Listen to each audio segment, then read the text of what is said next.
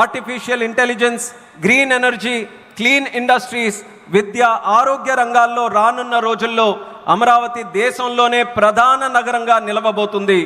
ఈ రంగాల కోసం అవసరమైన మౌలిక వసతులు నిర్మించడానికి కేంద్ర ప్రభుత్వం రికార్డు స్పీడ్తో పనులు పూర్తి చేయడానికి రాష్ట్ర ప్రభుత్వానికి సంపూర్ణ సహకారం అందించబోతుందని తెలియజేస్తున్నాను. अभी हमारे चंद्रबाबू जी टेक्नोलॉजी को लेकर के मेरी भारी तारीफ कर रहे थे, लेकिन मैं आज एक रहस्य बता देता हूं. जब मैं गुजरात में नया मुख्यमंत्री बना तो मैं बाबू हैदराबाद में बैठ कर के किस किस प्रकार के इनिशिएटिव ले रहे हैं उसका बड़ा बारीकी से अध्ययन करता था और मैं उसमें से बहुत कुछ सीखता था और उसे आज मुझे लागू करने का अवसर मिला है. मैं लागू कर रहा हूं. ఇప్పుడు చంద్రబాబు గారు మీ అందరి ముందు నాకు టెక్నాలజీ నాతో మొదలైందన్నట్టుగా ప్రశంసిస్తున్నారు. కానీ నేను మీ అందరికీ కూడా ఒక రహస్యం చెప్తాను. నేను సరికొత్తగా ముఖ్యమంత్రి అయినటువంటి రోజుల్లో గుజరాత్లో ఉన్నప్పుడు అప్పుడు చంద్రబాబు నాయుడు గారు ఆంధ్రప్రదేశ్లో హైదరాబాద్లో ఐటీని ఏ రకంగా డెవలప్ చేస్తున్నారో నేను క్లోజ్గా అబ్జర్వ్ చేసి అధికారులను కూడా పెట్టి అబ్జర్వ్ చేయించి ఆ రోజు నేను చాలా దగ్గరగా తెలుసుకున్నటువంటి విషయాలు మళ్ళీ తిరిగి ఈరోజు ఆంధ్రప్రదేశ్కి వచ్చి మళ్ళీ మీ అందరి ముందు ఈరోజు నేను చేయగలుగుతున్నానన్నది తెలియజేస్తున్నాను. और मैं अपने अनुभव से कहता हूं, फ्यूचर टेक्नोलॉजी हो, बहुत बड़े स्केल पर काम करना हो और जल्दी से इसे जमीन पर उतारना हो तो वो काम चंद्रबाबू उत्तम से उत्तम तरीके से कर सकते हैं. అలాగే నా అనుభవంతో చెప్తున్నాను, పెద్ద స్కేల్లో ప్రాజెక్టులు చేయాలన్నా తొందరగా అవి పూర్తి చేయాలన్నా మంచి క్వాలిటీతో అవన్నీ కూడా పూర్తి చేయాలన్నా దేశంలో చంద్రబాబు నాయుడు గారి కంటే దాంట్లో మిన్న మరెవ్వరూ కూడా లేరు అనేది ఈ సభాముఖంగా తెలియజేస్తున్నాను.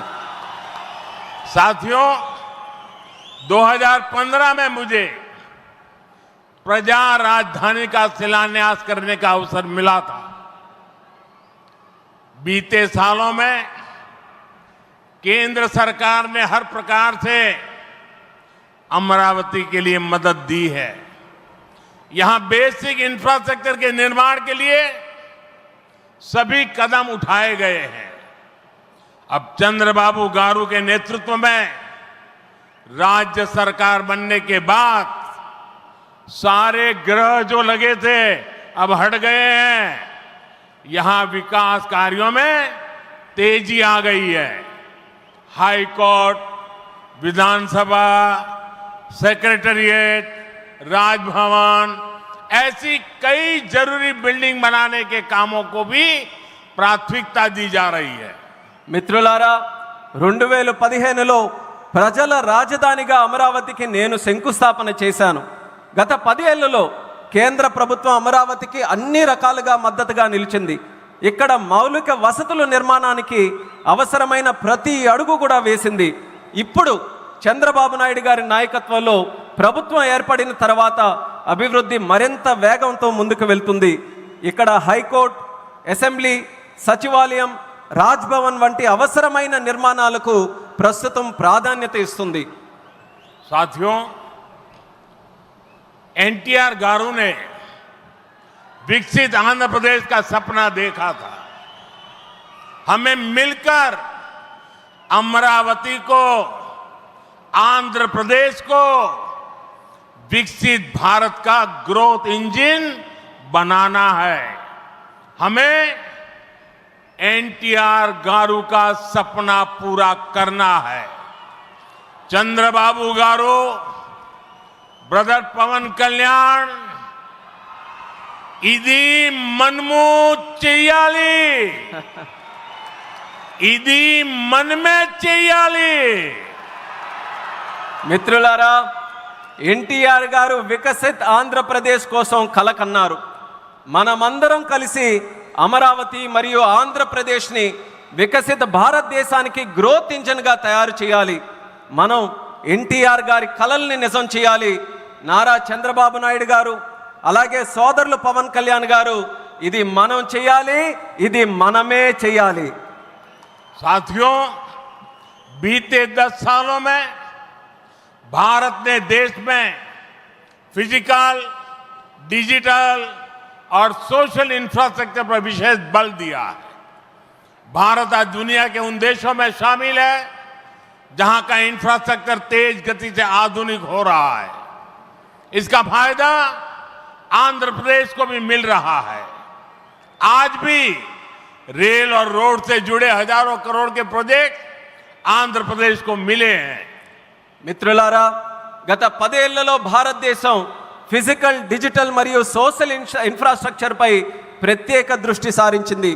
ఇప్పుడు భారత్ ప్రపంచంలో అత్యంత వేగంగా మౌలిక వసతులు అభివృద్ధి చెందుతున్నటువంటి దేశాల్లో ఒకటిగా నిలుచుంది.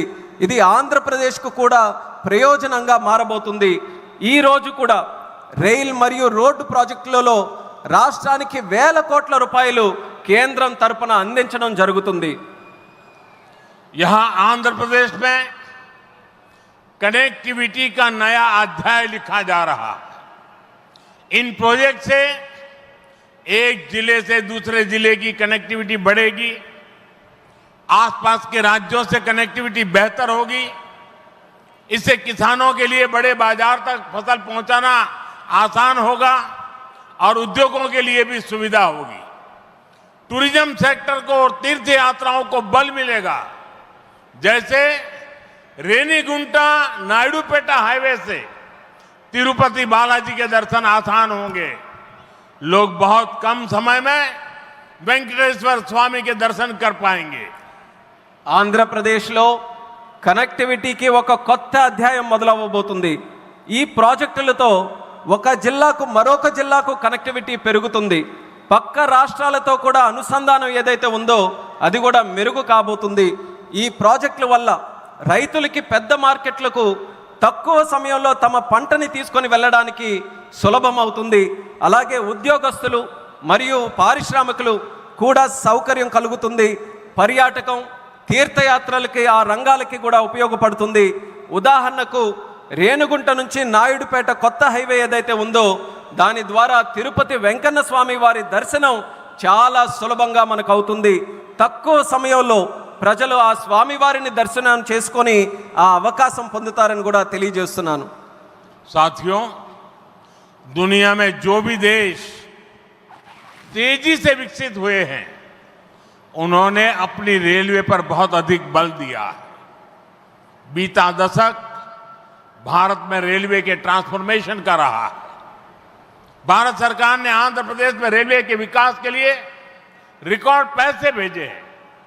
वर्ष 2009 से 2014 तक आंध्र प्रदेश और तेलंगाना के लिए रेलवे का कुल बजट 900 करोड़ रुपए से भी कम था, जबकि आज सिर्फ आंध्र का ही रेल बजट 9000 करोड़ रुपए से ज्यादा का है. यानी करीब 10 गुना से ज्यादा की बढ़ोतरी हुई है.